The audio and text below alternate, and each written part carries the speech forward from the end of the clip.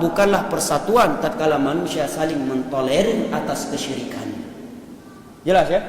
Dan perselisihan yang paling besar, yang paling parah, yang paling dimurkai oleh Allah adalah perselisihan akidah, adalah perselisihan kesyirikan. Allah katakan fakhtalafu, padahal mereka ikhtalafu enggak, mereka sepakat bersatu padu satu kalimat untuk menjadikan gambar-gambar orang soleh tadi sebagai sumber berkah, perantara antara mereka dengan Allah dalam beribadah. Sepakat mereka satu kalimat, tetapi Allah katakan fakhtalafu, mereka berselisih.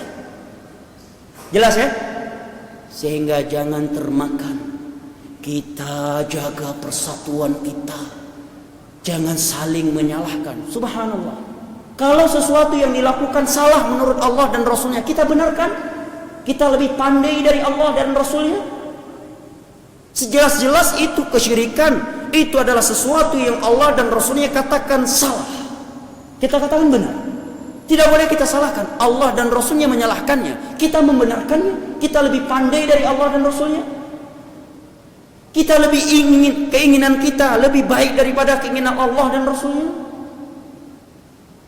Inilah bahayanya ketika perasaan menjadi sumber hukum dan sumber suatu kesepakatan.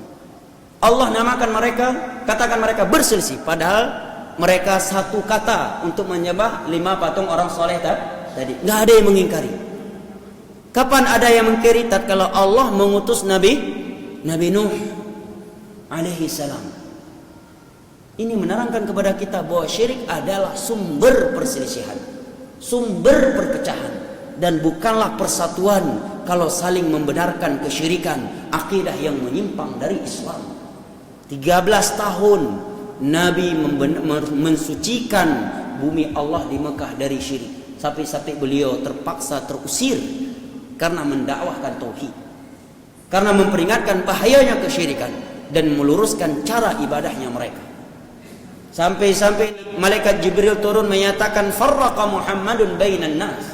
Muhammad ini telah memecah belah manusia. Maksudnya betul, beliau memecah belah. Artinya dengan diutusnya Nabi Muhammad, terpecahlah manusia menjadi ahli tauhid dengan ahli syirik.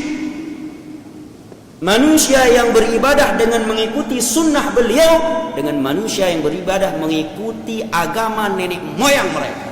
Maka kata Jibril alaihissalam, farraqa Muhammadun bainan nas. Muhammad telah memecah belah manusia. Kalau dakwah tauhid dan dakwah yang mengajak kepada sunnah Nabi dikatakan memecah belah manusia, nah betul. Dakwah tauhid dan dakwah sunnah memang memecah belah manusia agar terbedakan mana manusia yang mentauhidkan Allah dan meninggalkan kesyirikan, antara orang-orang yang melakukan kesyirikan kepada Allah, dan membedakan manusia yang beribadah mengikuti sunnah Nabi SAW dari manusia yang beribadah mengikuti tata cara hawa nafsu yang dibuat-buat oleh manusia dan menyelisih daripada tuntunan Rasulullah SAW.